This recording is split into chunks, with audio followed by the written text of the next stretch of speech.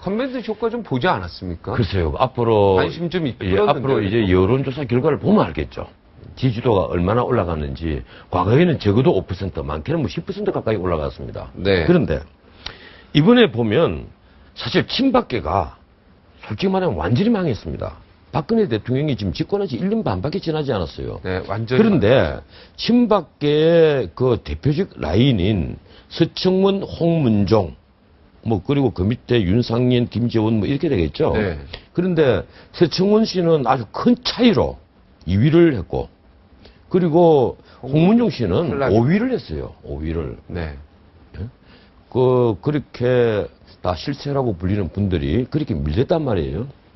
이건 뭘 의미하는가 하면, 지난 1년 반 동안 이걸 새누리당 그 간부들이 잘 알아야 됩니다. 지난 1년 반 동안 새누리당의 조직이 국민들을 위한 조직으로 보지 않고, 국민들을 위한 정당으로 보지 않고, 친박계를 위한 정당으로 봤다는 겁니다.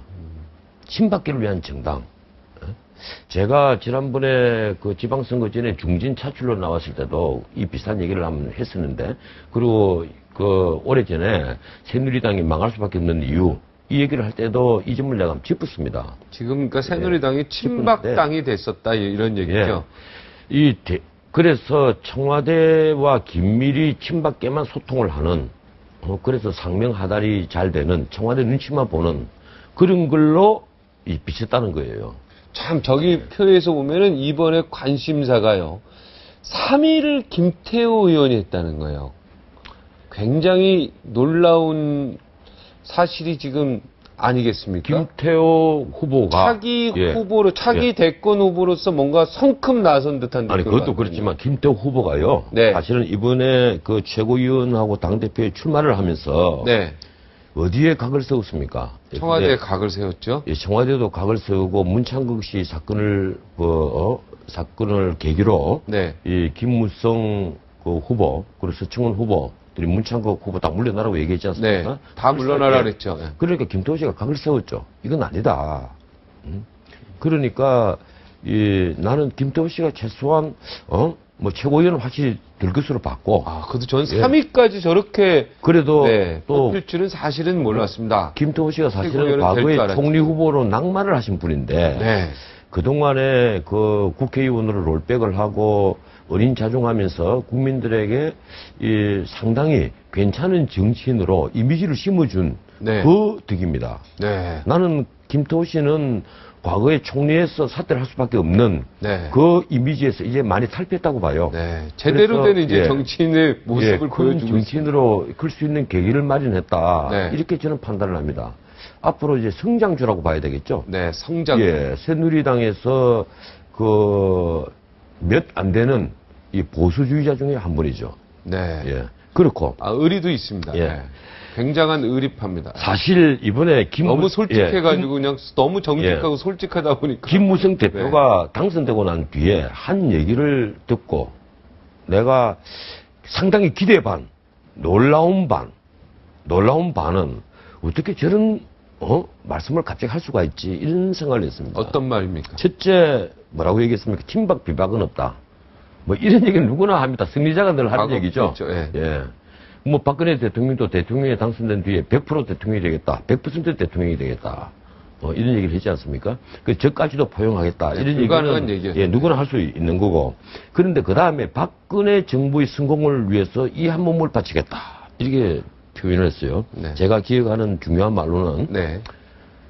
그런데 그 말씀을 들으면서 내가 그 생각을 했습니다. 박근혜 대통령의 그 성공, 박근혜 정부의 성공을 위해서 사실 한나라당이 할 것은 청와대에 열심히 제대로 가는, 문자 그대로 제대로 이 정책을 바로 잡아주는 얘기를 해야 된다.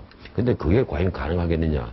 그러면 이 한 몸을 바칠 것이 아니라 이 한 사람의 정신을 바치겠다고 해야 됩니다. 왜 몸을 왜 바칩니까? 몸 바쳐서 할 일이 뭐가 있는데요. 몸 대신에 정신. 몸에 정신이 들어가는 거 아니겠습니까? 포함되는 거 아니겠습니까? 뭐 단순히 육체적인 몸을 얘기하는 건 아닐 거 아닙니까? 지금 뭐 군대에 가서 뭐 전쟁 치르는 것도 안 돼. 이 한 몸 바친다 그러면 좀 이상하죠. 그러니까. 내 정신을 다 쏟아서 그런 뜻이겠죠. 박근혜 정부를 성공시키겠다. 네. 근데 그런 것까지 이해를 합니다. 근데 네. 세 번째, 보수와 혁신의 아이콘으로 만들겠다. 새누리당을. 네. 참 깜짝 놀랐습니다. 새누리당이 비대위 시절에 김종인, 이상돈, 이준석 이런 분들이 들어가서 박근혜 당시 그 비대위원장의 명령을 받아서 보수를 빼내고 색깔을 빨간색으로 바꾸고, 그리고 보편적 복지를 다 받아들이고, 문자 그대로 저는 급진 좌파 정당이 됐다 이렇게 보고 있는데 느닷없이 보수와 혁신의 아이콘이 되겠다. 뭐 보수와 혁신이란 말도 잘 맞지 않는 얘기예요. 하지만 어떻든 보수로 혁신하겠다 이렇게 받아들였는데 느닷없이 보수 얘기를 했습니다.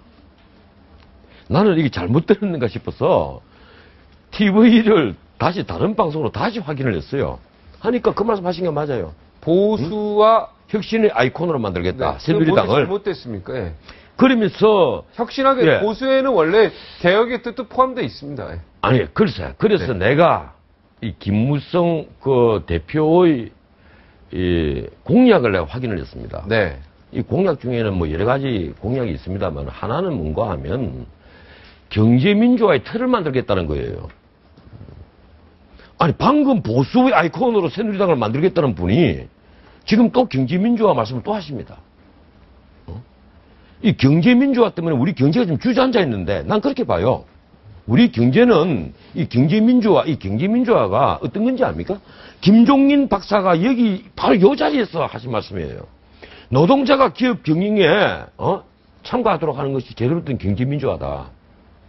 그 사회민주주의 하겠다는 건데 사회민주주의도 그걸 수용을 안 했습니다.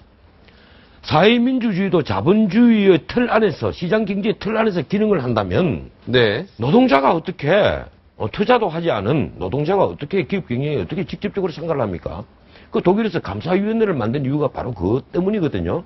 경영이사가 되는 것이 아니고 감사위원회, 감사위원으로만 참가하는 겁니다. 그런데 이 김무성 대표가 경제민주화의 틀을 만들겠다. 그래 이분이 방금 이렇게 공약해놓고 또 전당대회에서는 보수와 혁신의 아이콘으로 만들겠다. 이제 보수주의자들, 이 나라의 자유주의 우파들이 그냥 집토끼가 됐는데 집토끼가 다 가출을 하려 하는 것 같으니까 새삼스럽게 보수를 포용하시는 것처럼 보이는데 새누리당 어디에 보수란 말이 있습니까? 새누리당 강령 어디에 보수란 말이 있느냐고요. 그리고 새누리당 정책 어디에 보수주의가 있습니까? 새누리당 지금 보수 정당 아니에요. 우리나라는 보수 정당은 없습니다, 이미. 보수